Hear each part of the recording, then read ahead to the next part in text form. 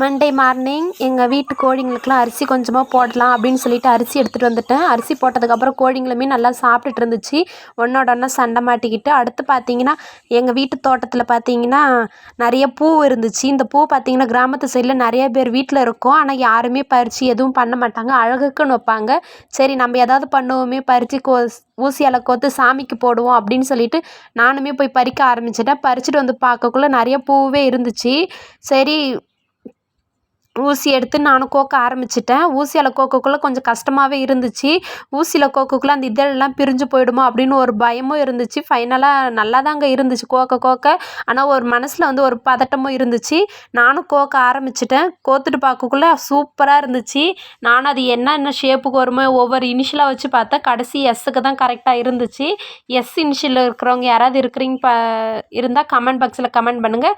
எப்படி பூ இருக்குதுன்னு சொல்லிட்டு போயிடுங்க.